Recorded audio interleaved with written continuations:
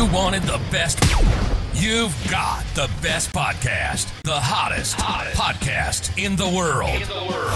The Chris Voss Show, the preeminent podcast with guests so smart you may experience serious brain bleed. The CEOs, authors, thought leaders, visionaries, and motivators. Get ready. Strap yourself in. Keep your hands, arms, and legs inside the vehicle at all times, because you're about to go on a monster education roller coaster with your brain. Now, here's your host, Chris Voss.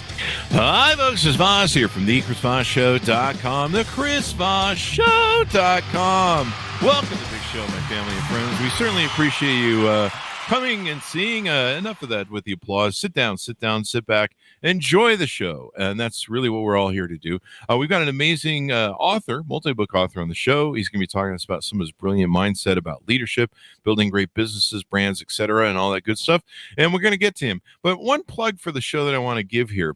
We're approaching in September our 14th year of doing a podcast. 14 years, which I'm tired. I'm going to go home. Anyway, no, I'm not. And over 1,400 episodes. And I want people to know this. We've got like Simon Schuster, Penguin Random House. They're auto booking the show recently in a big deal that we cut a few months ago. And they are killing me with 2 to 3 episodes a day of great, brilliant authors that are hottest ones hitting the market, on top of the tons of people that we have, the billionaires, the White House advisors. It's insane. The Pulitzer Prize winning journalists. So I want you to know there's 2 to 3 episodes you need to start listening to every damn day, at least during the weekday. You know, you can pace it out if you want over the weekend. But I want you to know it's up there. So if you can't find something to listen to on the Chris Voss Show that's intelligence, you need to call me, and I'm probably going to smack you upside the head, or see a psychiatrist. I don't know. I don't advocate for violence. I woke up this morning, chose violence. Way to go, Chris. Anyway, guys, we love you as always.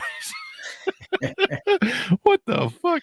Anyway, we love you guys. So please listen to all those damned episodes. And evidently you are. The show is doubling and tripling every year for the last 3 or 4 years since we changed our format.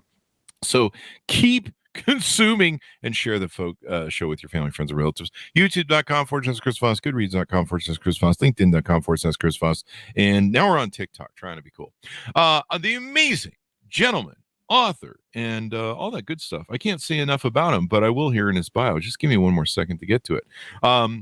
Is on the show with us today. He has an upcoming book that's coming out in October. We'll be talking about. He's wrote several different books. How to Fail as a Leader. Wow, that must be a story about me. Awake from Atrophy, and The Cornerstone Path, the business fable about saving businesses. We're going to talk about, touch on some of his books, some of his consulting, his speaking, and all those wonderful gigs he does. Scott Wozniak, the CEO of Swoz, Swoz Consulting, in case you think I'm drinking, has consulted with leaders on 6 continents, only 6? Including Silicon Valley. Still working on Antarctica. Yeah. Well, I mean, the moon. There's still the moon. Including Silicon Valley startups, family enterprises, and Fortune 500 companies. He is a member of the Mensa Society. If you're not familiar with them, they're an international high IQ society that keeps rejecting my application every year. He reads over 200 books a year. We love this guy. This is, you know, I cheat reading $200 a year. I just have people on the show and they give me the connection. Right. See, that's my trick. That's the whole reason I do this podcast.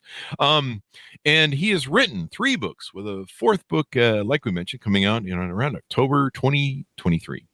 He's earned a master's degree in business with an emphasis in organizational leadership, and has worked with some of the leading brands of our time, including multiple Silicon Valley unicorns and Nucor Steel.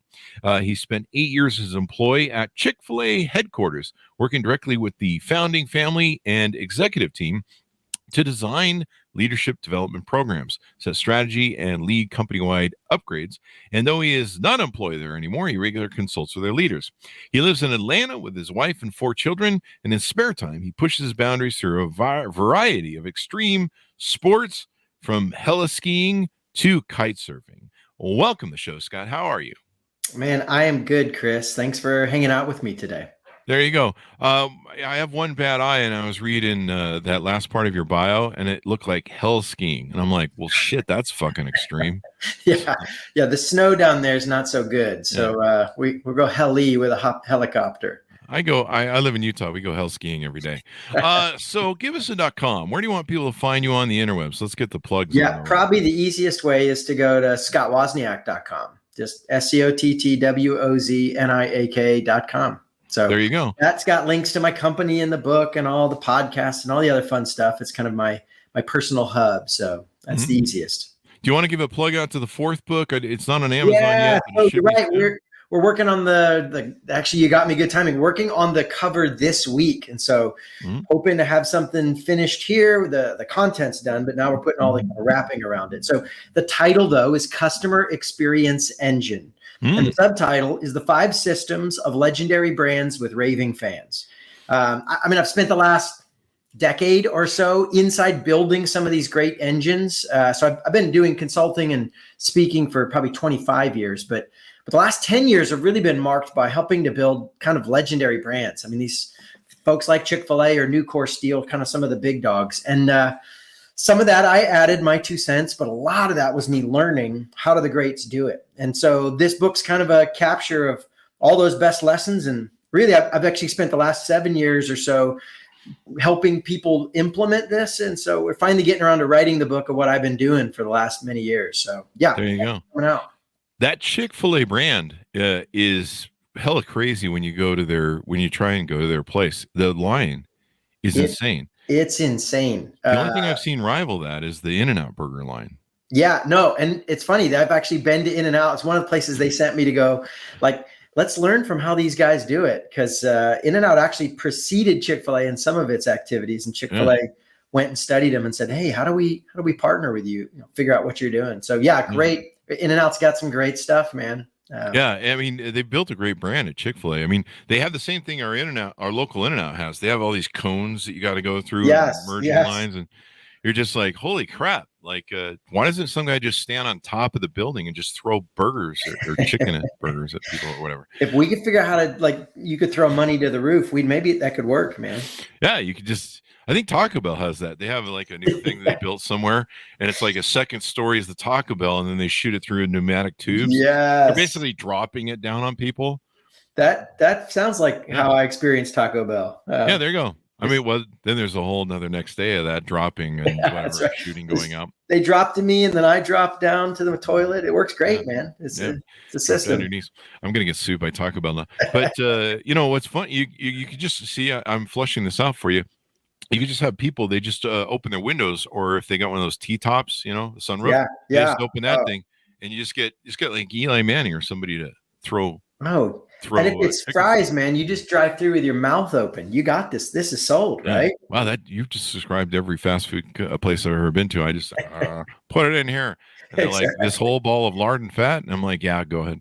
Yeah. So let's talk of it. Let's give an overview to you and kind of an origin story. How did you get to where you were, and let's outline some of the different services you provide there on your website. Sure. Well, man, it was not a straight path. I did not expect to be doing what I'm doing. I just kind of discovered things along the way. In fact, I sometimes now talk to people about life. So my daughter's just graduating high school, and a lot of her friends, there's this pressure to be like, hey, what's your life dream? And what are you going to do to change the world? And they're overwhelmed, and they're like, I don't know, I just want to not take math class anymore. Right. And I'm just trying to figure out who I am. I'm still developing my ego. I just want to get that girl to go out on a date with me. Life purpose. That's my life purpose. Right. So here's what I tell them. And I think it's because it came out of my own story, is life's a lot of times like a tree to tree journey. The pressure is like, go pick the ultimate tree. Like there's the giant oak I'm going to live in, and just find it and go straight line to it. And what I'm like, listen, it's a forest. You can't see the other side of the forest. Yeah, what you can see is what's the best tree in front of you that fits you now. And then you go there, and then you climb that tree and learn some stuff, and you'll get skills. And from that tree, you'll be able to see another tree that's like, oh, I didn't even know that thing existed. And then you go to that one, and then that one. And it's not a failure when you change from tree to tree. It's part of the normal growth journey. Very few of the people I know that are high performance, picked one path, stayed on that path, and that's all they've ever done. It's this tree to tree discovery. Go figure it out. And by the way, the most interesting life things are not on the standard paved roads where it's all known. It's off trail. That's where the satisfaction and joy of life is often we don't know what's going to come.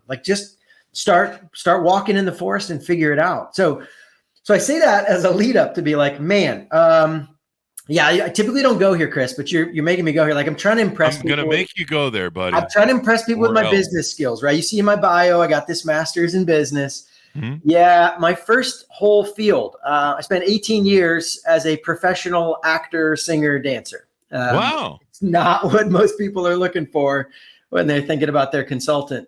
Is there video of this that we can watch? So the good news and the bad news is I grew up before the era of Facebook and Instagram. And so I literally, like this week, I found like maybe a month ago, I found a box of old VHS and DV tapes in my parents' house, and I sent it off, and somebody just digitized it. And so I've been downloading old videos, but they are not publicized to the world, which is probably why I still have a job. Were you singing your own music, or were you like doing covers? I mean, I did make some of my own music in a band. I also was in Broadway musicals. I did Shakespeare and improv comedy. Oh, really? Well, Shakespeare's hard. You got to memorize all that. Line there, whatever. Oh yeah, no, exactly. You don't get to make that stuff up. Can ad-lib this? No, because also the thing about Shakespeare is like everybody knows it so well. There's always some nerd in the audience. Who's like, you misquoted that line on page 3, and you're like, oh, for the love, man, give me a break. You got the thy there. Yeah, exactly. So I had a blast with it, but it was one of those scenarios where, so I did my first speaking role when I was 4 years old. By the time I was 10, I was winning competitions in high school. What were your parents doing, putting you on stage speaking, man? Well, my mom was actually the theater director. That's what happened. It's like a tiger mom there. I don't even think I auditioned for any of these roles in the first several years. It's like, listen, I'm dragging him to practice anyway. We might as well give him a speaking part. Then I did start getting on big stuff. By high school, I got on NBC. And so like, there's all this attention. I'm doing these, shows in front of 10,000 live audiences. And everyone's like, you got the gifts. You got to go do this. And I was like, I guess you do, right? Like This is high school, right? So every kid who's good at math, they tell them you have to become an accountant. Every kid who's good at theater, you're like, well, you should go be on Broadway. Like, okay. So I went and actually got a degree in theater performance, musical theater performance. Did some professional work, woke up in my early 20s going, I don't actually want to do this. Like I like it, but I didn't love it.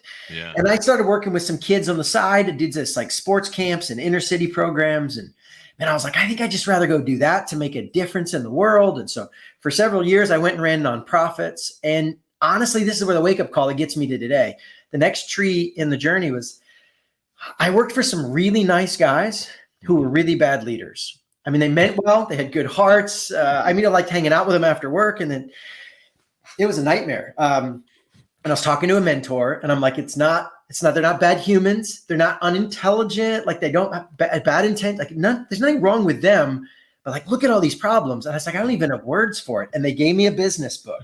And at first, Chris, I was like, listen, I'm like this creative. I don't read business books. They're like, just read the book. And it was a leadership book by John Maxwell. And it was just like mind blowing. I read it. I stayed up till 2 a.m. reading it like it was a novel because I'd never had words for this stuff. So books turned into workshops and conferences. And I eventually got a coach to work with me. And I was kind of like shaking my fist at God one day, like, it's not right that the world's held back for bad leaders and somebody should be doing something to help them. And it was just kind of felt like God and the universe were elbowing me like, yes, somebody should go help these people. So that's kind of become my passion, man. How do I come alongside leaders and help them?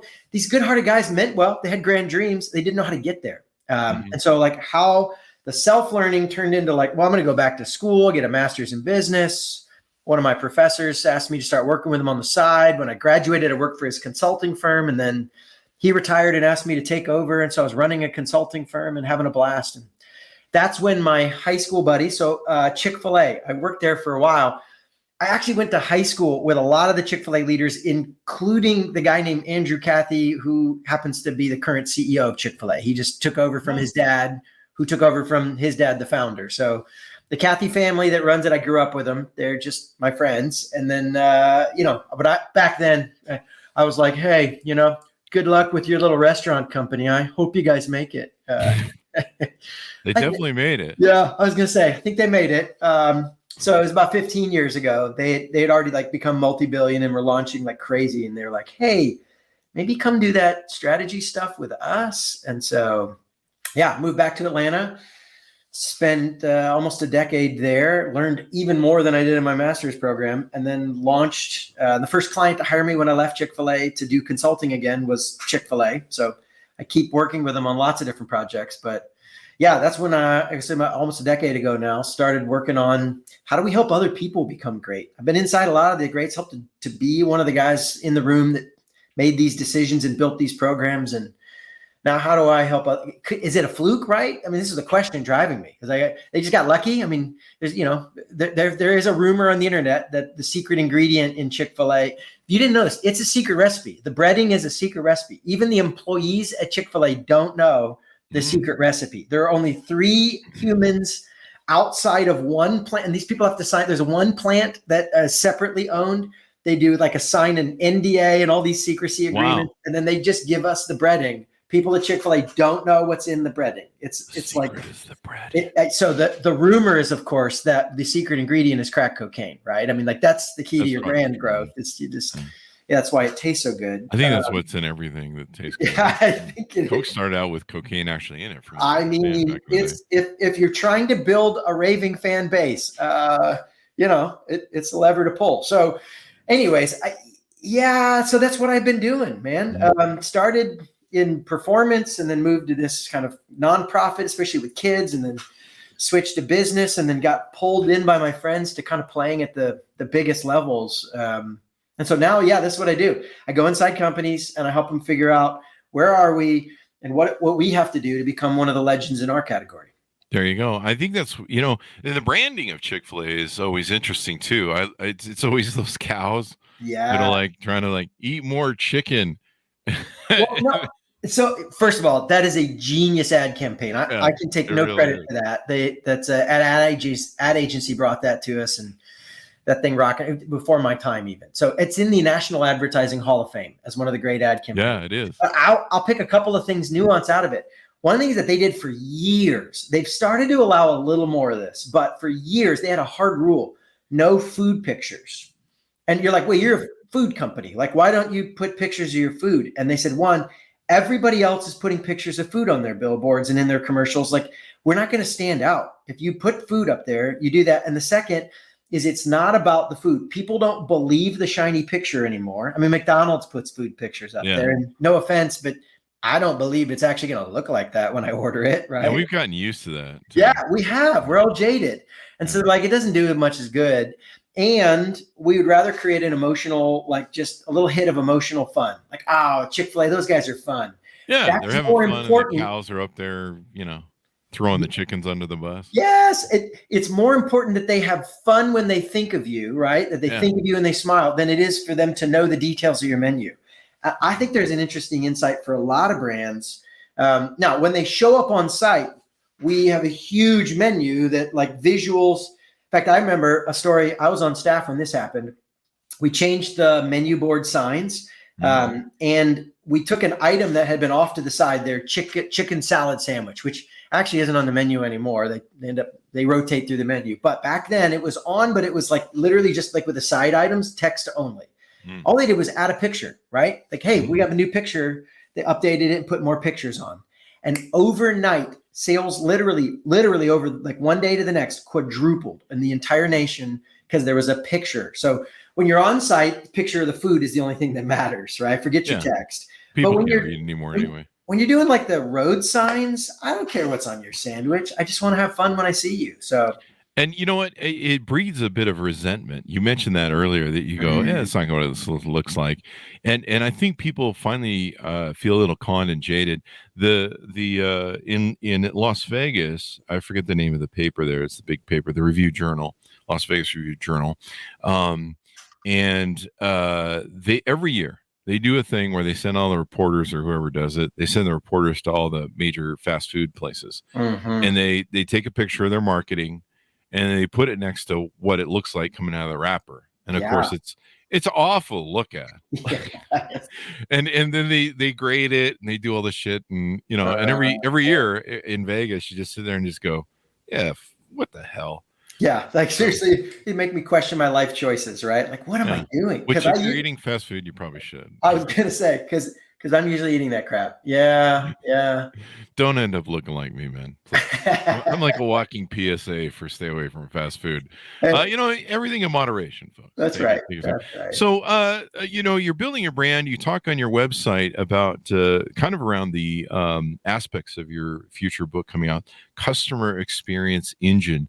What is, give us a little tease out, if you would. What is the customer service engine? What's the gas mileage on this thing? Oil, is it electric? Yeah. So still gas run. We'll talk about that in a bit. But I will say the big idea behind it, and I'll give you the details in a second, but the big idea is this, is that too often we think that, man, people who have raving fans, these kind of all-in nuts customers, it's just magic or it's luck, right? Like, they got a cool product. What are you going to do? My product's not sexy. Or they think, it's only for these kind of cool consumer brands like, Apple or Disney theme parks. And it turns out it's not. It's just a fundamental human thing. And there's a lot of brands doing it that aren't what I would say globally famous. They're like locally famous, right? Mm-hmm. Like one of our clients we've worked with is Trident Construction. Now, I bet most of your listeners don't know Trident Construction because Trident only does commercial construction in Charleston, South Carolina. Oh. If you're 2 hours outside, that's too far. Sorry, less than 2 hours from Charleston, we'll build it. If not, too bad.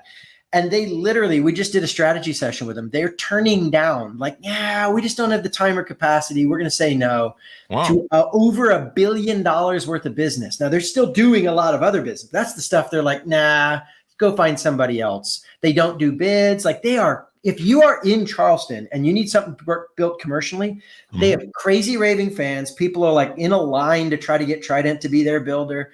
It's like, listen, if you're not in Charleston or commercial construction, like, why would you know? This is happening all over the place. And so that's where I would begin. It's not magic. It's not luck. There's a set of systems. And if you just stack these systems, guess what? You produce raving fans. It just happens every time. I've seen it happen like in many, many different settings from big to small. It's just a fundamental. So enough warm up. Here are the 5 systems, right? It begins with the fuel. So the joke about electric, we're not green yet. That's a whole other tangent on whether electric even is green. We need to know the emissions. Yes, that's right. Hey, the emissions are raving fans. When it there works, you go. What it kicks out is raving fans. Is that low CO2 or high CO2? Good question. So I will say the fuel that drives this is customer insight. Do we really know our customers? And what I found with a lot of our clients working with them, people don't know their customers like they think. They have customer data, not customer insight. Mm-hmm. People know facts and figures about their customer, what they buy, when they buy, where they live, right? Their zip code. But do they know why? Do they know why they picked you versus a competitor? Do they know what role you play in their life beyond just a product? Because the concept here is people don't care about your thing. They care about how your thing makes their life better. Yeah. You're the means to an end. The old classic saw is like, you're trying to get somebody to buy a 1/4-inch drill bit. They don't want a 1/4-inch drill bit, right? They want a 1/4-inch hole. Maybe even like forget the hole. They want to be able to hang a picture on the wall and have a memory. You're not the point. You're just the means to the end. And so if you don't know that insight-wise, it gets really hard to do things to wow your customers. Yeah. You're just guessing. Or worse, you do that ego, I don't know what the right word for it is, but it's an ego all about us thing. Yeah. Like, I see all this advertising, especially on like cable companies, and it's like, and I realize what they're doing with some of the PRs. They're trying to be like, like Amazon is like, we do give our employees extra pee buckets. Here's Bob, and he's really happy to have his extra pee bucket on the floor. Because he doesn't get bathroom breaks, or something like that. But I'll see these things, and they'll do employee profiles, and hey, I don't want to crap on them, hey, Bob at your work site, but I don't give a shit about Bob. I mean, I'm sure he's a nice guy. Yeah. From a human being aspect, but I don't give a shit about Bob. I'll actually come back to this. The last year, second to last year, I'll talk about in the engine covers this exactly. So first is, do you understand them? And then what do we do with that insight? Well, there's 3 gears at the heart of it. And the first is not where most people expect me to go. If you really want an amazing customer experience, then you got to show up with operational excellence. I mean, like, get the fundamentals right. These aren't the sexy things. These aren't the weird, unique differentiators. It's like on time and high quality, and the product doesn't break, and the communication is clear and friendly. I mean, like, so in the restaurant world, they talk about, you know, fast food, the taste of food, speed of service, cleanliness of the restaurant, friendliness of the employees. Like, Chris, you could have written that list, right? That's not complicated. Yeah. But this is where a lot of people make the mistake. They skip over to this part because it's boring, right? And they want to do the fancy stuff. And see, here's the first question your customers are asking. Can I trust you? Mm-hmm. It's not about how sexy and cool you can be. The question is, are you reliable? Can I count on you? Yeah. And so I pick on McDonald's. For the record, I like McDonald's. They make money. I grew up on them. I've got friends who've worked at the headquarters. They're great people. But dang, they're so fun to pick on, especially in a Chick-fil-A comparison, right? Yeah. And one of my examples is like, okay, when I talk about the McDonald's ice cream machines, what do you think of? They're always broken. Always, right? Like they're in fact, if you're people bait and switch, I think at this point. Yeah, that's exactly right. Like, do they even have a machine back there? Did they even have one? Yeah. Yeah. In fact, if you want to amuse yourself, go to the website www.mcbroken.com. mcbroken.com. A software developer, got so mad he made a real-time map of the U.S. where you can see all the broken locations. Like, it's a mess. I think we should need to have the Attorney General look into that. This yeah, is like it's important. Serious. Okay, but here's the thing. When you look on that map, here's the hard truth. Like, they're only about 88 to 90% on average. I mean, I've done this a bunch. I'll talk about this and have people pull it up and say, hey, tell me what's the national average. And again, 88 to 90% on average is how much works. Only 10 to 12% is broken. I know you thought I was going to say the other way around. Wow. No, they're up almost 90% of the time, almost every day. But here's the problem. 10% broken is enough that we don't trust them. Wow. See, being inconsistently excellent earns you the same amount of trust as being consistently bad. Wow. That's when we miss this. You know, you mentioned cleanliness earlier, and one of the things we'll give an upward plug. We'll go for a U on the McDonald's story because I'm getting buzzed by their attorneys right now. No, I'm just kidding. But I was reminded this morning. I went into my local what would you call it? Like a convenience store, gas station, mm-hmm. You know, 7-Eleven wannabe, but wasn't 7-Eleven. But it's a local chain here in Utah, and they have plenty of money, so they shouldn't be a problem. But you know, they serve all the over the counter, you know, pizza, hot dogs, you know, all that stuff that's kind of finger food right there. And so I went into the restroom, and the moment I walked in, it just looked like somebody had taken out toilet paper and just exploded in there. And it was a mess.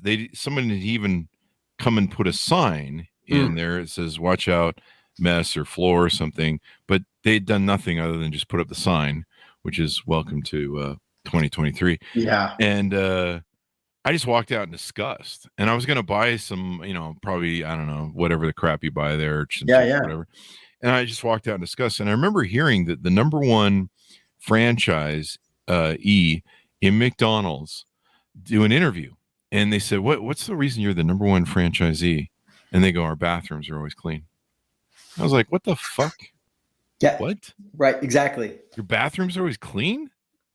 And that was it. And they're like, yeah, we make sure that, because if the bathroom's clean, it tells the people their food is clean, and it makes them feel comfortable in the place. And yeah, I didn't want to eat anything in that place once I saw that bathroom. I was like, yeah, I'm pretty sure these employees don't wash their hands or something. Exactly. No, that's a brilliant example of operational excellence. It doesn't matter how cool McDonald's advertising is. If it's clean, I'm good. And if it's not clean, I'm out. And this is like the table stakes. Do they even trust us? And so is our excellence consistent?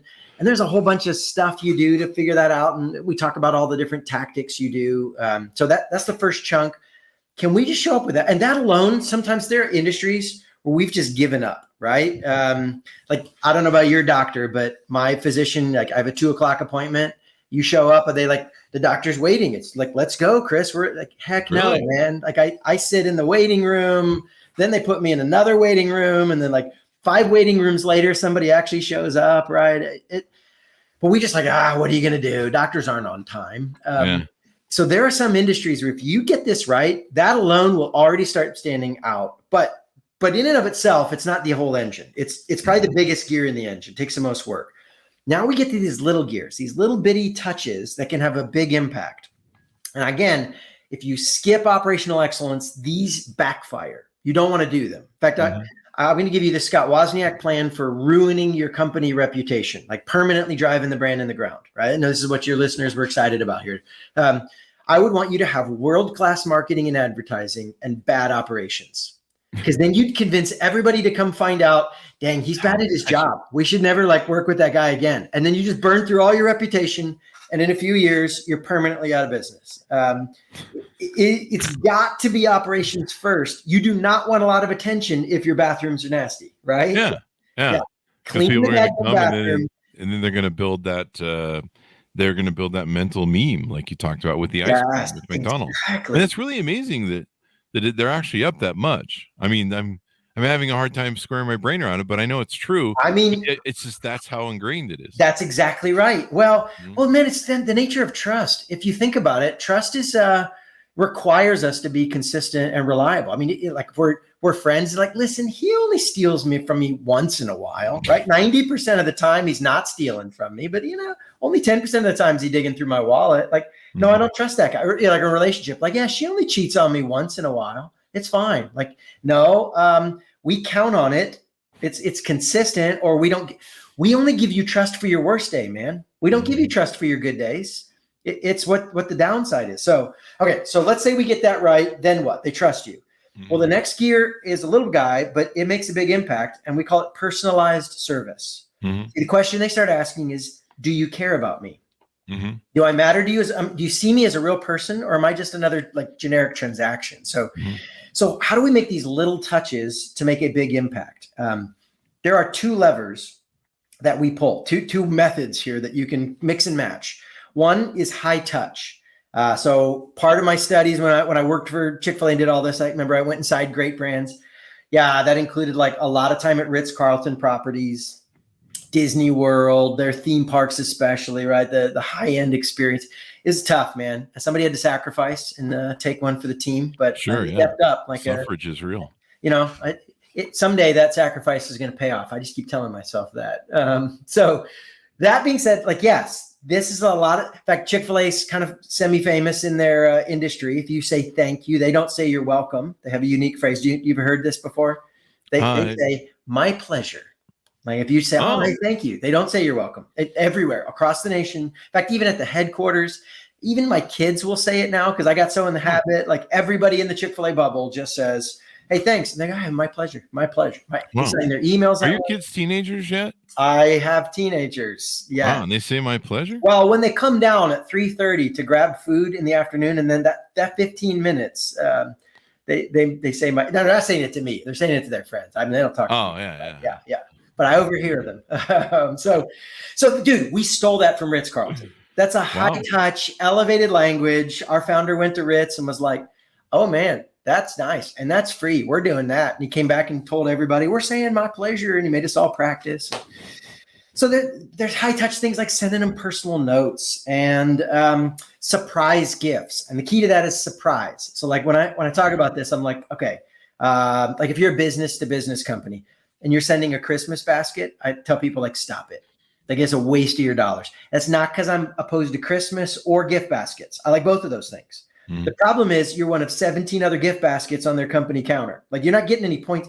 It's like my anniversary for my wedding, my wife and I, is coming up this weekend. And when I give my wife flowers, I'm not earning any points, man. I'm just not losing points.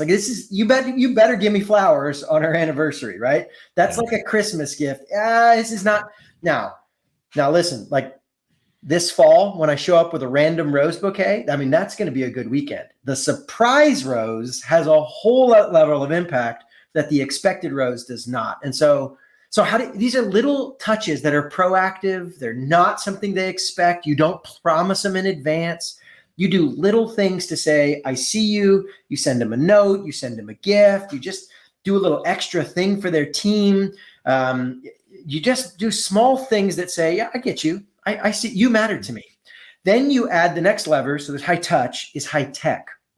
Like, man, if you're not been paying attention, AI is amazing at communication these days. And if you're not playing with all the ways technology from your CRM, your customer relationship management software, to AI systems, there's crazy stuff that allows you to do. For business people, I often say, hey, go play with Google News alerts. Put your major clients in the news. When they pop up, you can read the article. I just did this 2 weeks ago. Read the article. One of my buddies was in it. It's like, hey, actually one of my former clients was like, hey, you guys did great. So I just copy the link to the article, pop open email, send it to him, say, hey, saw you in the news, make a little comment like, congrats on the new acquisition, send. That's it. 20 seconds. Remember, I see you. I care about you. And it's a little tech tool that helps me keep in touch with the people I care about most. So high touch, high tech, some combination of both. Maybe once or twice a year for a customer, you say, hey, I like you, man. I still see you. How was that summer vacation went, right? You went to the beach. How'd it go? So small touches that make a big impact. Okay, now, if you've done this, you get insight, you do operational excellence, you make a personal touch. At this point, they love you. But if you stop here, they aren't telling anyone about you. So this last gear is how you activate them to start talking about you. And we call it memorable moments. Like, in fact, another word for it could be story-worthy moments, because people don't tell facts, they tell stories. So how do you give them talk about you? Well, okay, actually, you mentioned this. This is one of the things we will help clients with. The biggest mistake I see is companies want to be the hero of the story. And that if you want them to talk about you, you can't be the hero of the story. You got to make the story about how awesome your customer is. See, the question they start asking is, how do I feel about myself when I'm with you? Now it's subconscious. Most of us aren't asking that explicitly, but that is what's going on in the back of all our brains all day long. The brands we love, the things we do. I mean, even fans of your show that watch this, is it because they love you? Sort of, but really, if you want to get into the unstated, they feel pretty cool about themselves because they're the kind of people that stays caught up with the experts and the big dogs and all the cool people you have. All that coolness rubs off, and we're like, I was just listening to a NASA astronaut, so like I'm pretty cool. Like I haven't been to the moon, but when I hear an astronaut, I'm like, yeah. I was just podcasting with that guy today. Yeah, I saw him on live LinkedIn. It was great, right? Like we feel awesome about ourselves. So the companies that try to tell the Amazon stories, like you said, like, look how cool we are. We might even believe them. We're not going to tell anybody. I don't want to tell them your story. I want to tell stories that make me feel good. So we create these story-worthy moments for your customers to be proud of who they are. And so we got to be in the story though, right? So this is the last key to this gear. I'm going to use Star Wars to explain this. So partly because I might be a Star Wars nut. I mean, I may have a Jedi robe and lightsaber in the closet. It's for the kids. It's for the kids, right? But I think it also works. So even if you're not a Star Wars fan, like bear with me. Okay, so I keep wanting to make the story about me, like I'm Luke Skywalker, right? I'm the hero. Hang on, young Luke, not depressed deadbeat dad Luke, right? Like, what did they do to that guy? Like one of the great characters wrecked him, like total moron by the end. Maybe he got the bad force. I don't know. Serious, something went wrong there. Backhand of the force. Okay, so young Luke or Rey, right? I'm the hero Jedi. I'm gonna save the day. And they might even believe you're a Jedi, but they don't tell anybody. I keep thinking like, go check him out. He's a Jedi. Nope. If you want to talk about it, the stories about how awesome of a Jedi they are. They're the hero. It's them realizing, no, you have the capacity to save the guy. You aren't just some old moisture farmer. You are pretty epic. You can change the world. You can be cool. Now, we got to be in the story though. So who are we if we don't get to be Luke or Rey? We're Yoda. We're the wise mentor. We're the guide that helps them realize, hey, I really am awesome. And I wouldn't have learned it if this guy helped me figure it out. I mean, honestly, it's kind of what you get to do, Chris, right? Like you get to come alongside and help authors and experts and all these folks kind of get a chance to share their story. And you're just maybe sarcastic Yoda on the side, right? Like, snarky Yoda hanging out. Words are not my one great. That's me. I'm the So, Yoda. But what that does is people will tell that story all day long. Look how cool I am. Thanks to this guy. And so how do we create these moments? Maybe it's a professional party where like at the end of a construction project, our clients throw a party and say, look at how cool you guys are. And we're so glad we could help you build. Look, the world's going to be better because of what you built. Or Or maybe it's cool packaging that makes you feel like Apple's boxes are bananas, because I feel like I must be pretty awesome. Look at the cool stuff I got, right? It's funny. Like I do this, I go around, I'll talk about this packaging. Packaging's a way to make them feel awesome. Again, not about you, it's about them. How cool am I that I have this product? And Apple boxes, it's so ridiculous. I'll ask people for a show of hands and say, okay, how many of you still have an Apple product box you've not thrown away? Like you're just keeping the box. And about 80 to 90% of the room will put their hand in the air everywhere around the country. I'm like, something about the box. And it's not because we love Apple. It's because Apple makes me feel cool. I feel like I'm a cool creative because of Apple. I'll brag about Apple's coolness, but really what I'm saying is like, look, I'm the kind of guy that has cool devices like this. That's what's going on underneath the surface. So you zoom out, right? You customer insight, you get to know them. Then you have operational excellence. We earn trust. And then a small little bit of things to say, I see you. I get you. I actually like you, man. I use your name, right? Like Chris. And I'll just say, I like you, insert podcast host name here, right? And then when they love you, you want them to start activate these people to talk about you. Then you just create these little story-worthy moments where they get to kind of humble brag, maybe even not so humble, right? But they get to brag a little. And man, they'll just go nuts telling the world how awesome you are, and you should buy this stuff, and you should go to his stinks. And that engine just dadgum works. It's fundamental human psychology. It works in America. It works in India. It works in South America. We've taken this to companies all over the place, from manufacturing to retail clothing to software for businesses to healthcare. This even works in hospitals. This is just how people buy into a brand and get excited to talk about it. So that's the engine. That's what we've been doing. It's been a ride, man. I've been having a blast. I love the concept. We've sold people on the show. We improv the ramble every time, but yeah. I think the intro has some of that in it. I part of the intro original cut that we sent to the radio guy was if you're smarter, it'll make you sexier and people will like you more or something. There's some sort of and I've joked about it over the years where I'll just be like, because remember on the Chris Voss Show, if you're smarter, people think you're sexier. And so, you're right. I get a lot of that feedback on the show. I was looking over something somebody wrote me last night, at a comment on the show and stuff. And it's always funny because I think our guests are brilliant. I love having them on the show. That's my thing. But I'm always surprised, because some people will be like, well, no, Chris, we like you. We like you're funny, or they like the experience. And you've tuned me into something that has been going right by me for a long time with the show and the comments and the feedback I get is, people, they want that cool experience. They want to hang around with a cool guest and some idiot who thinks he's funny and tells every 150 jokes one's funny. And so they like that, and they like the energy of the show too. But they like that experience of being able to say that they're involved with something cool and that we have brilliant people like yourself on the show. And so, I need to do more of that. In fact, I think our whole new campaign is, do you really want to have glowing skin? That's right. Do you want to glide 2 feet above the pavement when you walk? Listen to the Chris Voss Show. Do you want to be able to move objects with the force? Absolutely. Yeah, there you go. Listen to the Chris I'm going to have to run that by the attorney, see how that works out. I'm sure that's promisable. I could do the other thing, just promise a great afterlife. No one will be able to come back and sue me over. There you go. There you go. There's that too. If you subscribe to the Chris Voss Show, when you die, there'll be unicorns in the side or something. Yeah.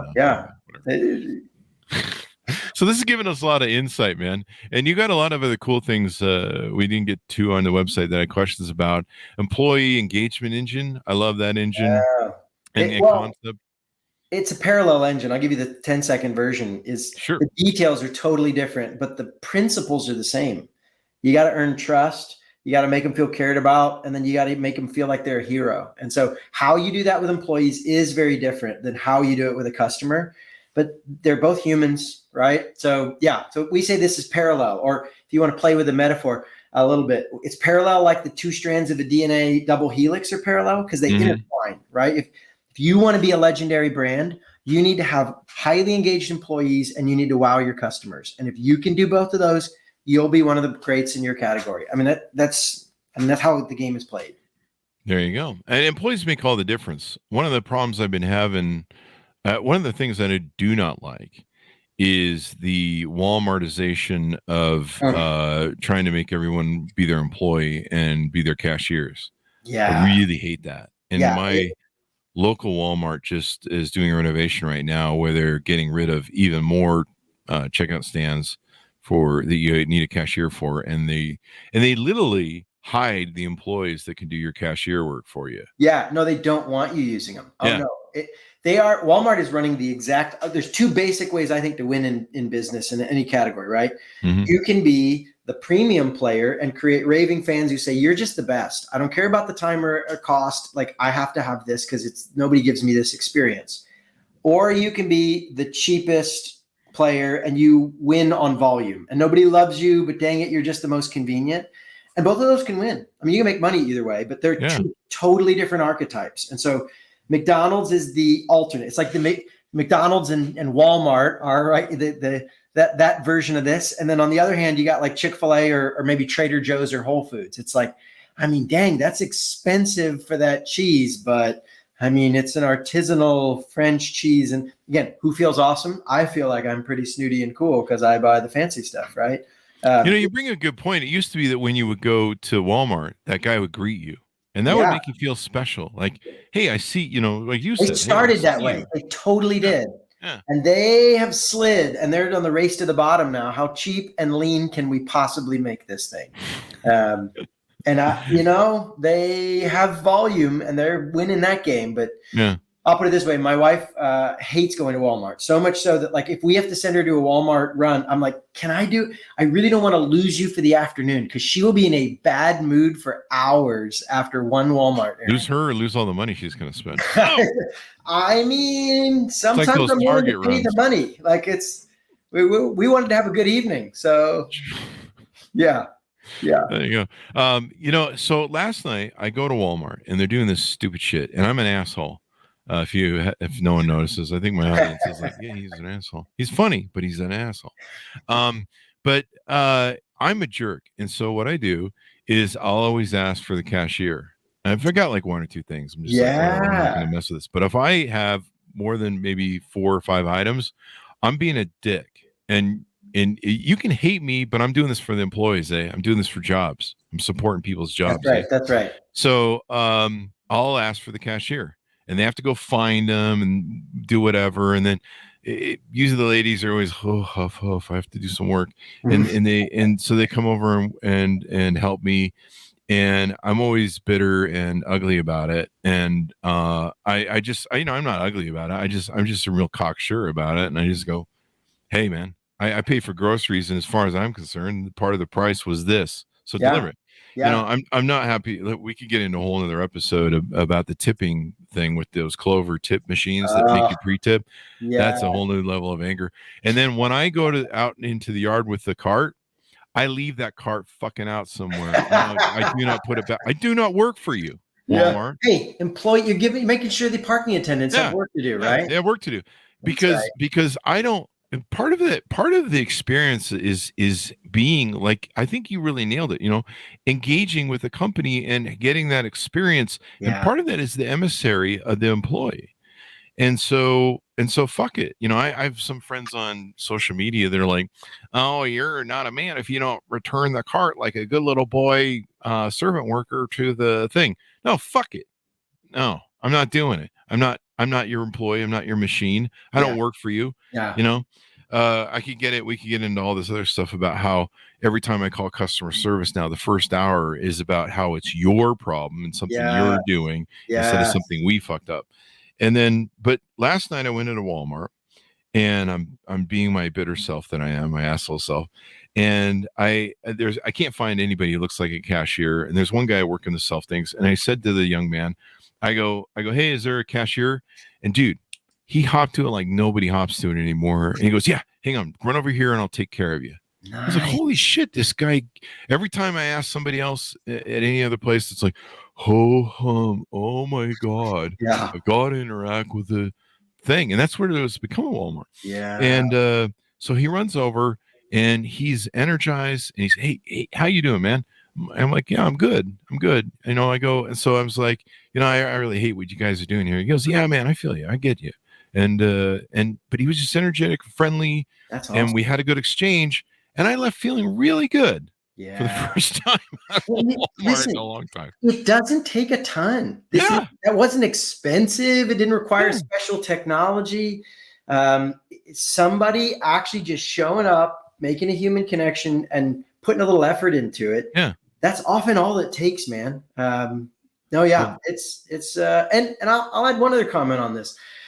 But it just goes to show that I've been in some of the greats and seen some bad apples, right? But I've been in some of the worst and seen some amazing people. People, brands, companies, they're not big monoliths, right? You can make a difference wherever you are, whether maybe you're not the CEO and you can't I can't change you can change your team. You can be the guy that changes somebody's day like this and says, I'm entry-level peon. That's fine. You get to make a difference. So it's this is not something reserved for the high and mighty CEOs. This is something everybody can do. There you go. And it's that employee touch. And I think a lot of us, when we think about automation, AI, we don't realize how much as human beings we really miss that. Yeah. Thanks to Matthew Fulton for calling this in here. Those are the employees you steal. Yes. I almost said that. I may have advised CEOs, like, if you see a rock star at Walmart, hire him away. He's not lasting very long, right? Like, yank him, buddy. I used to do that with salespeople. And if I ever owned a company where I could steal something. But I went into my local Good Earth the other day, and I was in a typically bad mood. Typical? Well, I guess I just admitted something there. I just woken up and I was really ornery. And I know I was ornery because they haven't been stocking my damn kefir, and they keep telling me they will, and they haven't been doing it. So I went up and I was being real angry to the. I wasn't being angry. I'm not mean to people. I don't punish people. That it's not their fault. Some idiot's not doing their job. So I'm just kind of in a messy mood. Yeah. And the guy says to me, he goes, "Hey man, what's the Chris Voss Show?" And I always forget I'm wearing the hat. Oh yeah. And like right away, I went, "Oh, it's my podcast." He goes, "Hey, what's that like?" He's got like people wait in line. He's got better things to do than ask me what my stupid shit is. Yeah. And I'm like, and I told him, he goes, "Hey, that sounds pretty interesting. I think I'll check that out." Then I realized I should probably be nice to the guy because now he's a potential customer. He's a potential customer. Right, exactly. Yeah. And so, but just that touch, like, changed my day, changed my whole attitude. I left going, yeah, man, let's knock off this bad attitude and let's get some sleep. Yeah. Another call in here from Matthew Fulton. Thanks, Matthew. Back in the day, there's this thing called customer service. Maybe we need to resurrect Sam Walton, because that was Sam Walton's real big key, was customer service. Was phenomenal at this. And this is the irony. McDonald's became its big beast because they used to be known for their excellence, man. Yeah. Like this is how a lot of these became great. And now they're kind of coasting on the momentum they got from those back days. But yeah, dude, this is how all of the great brands got built. And now they just kind of got squeezed tight on the money and trying to see how efficient can we do it. Yeah, I mean, and I think that's the big danger of AI and a lot of these other things is people don't realize that human element is still juice. Yeah, like me getting on the phone with somebody and having a conversation, that's still money. We're still social creatures, man. All the technology in the world's not going to change that. We're herd animals. We thrive when we bump into each other and pour into each other. I mean, it's what we're made for.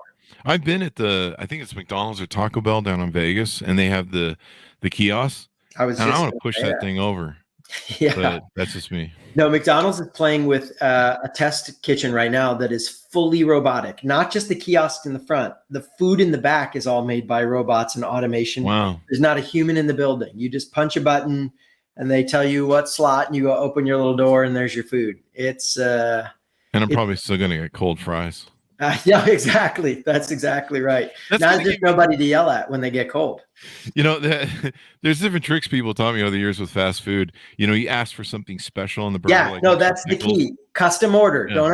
Extra salt. No salt is better than extra salt because they'll take the old fries and dump salt on them. No salt, and they're like, "Oh, son of a!" Shit, and they got to go make a fresh batch for you.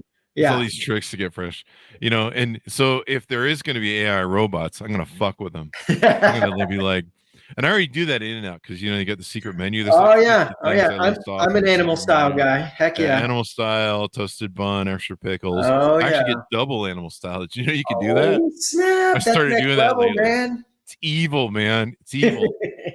Like, give me double animal style, extra pickles, extra toasted bun, extra cheese, which if you get a 2x4, I was going to say you're doubling your double cheese now, right? Yeah. And your heart attack. It's exactly right. And then, so that's what I'm going to start doing. I'm going to start fucking with the AI robots to see if they can perform. Yeah, I want to guys got the 3/4 length, salt on only the top half. Yeah.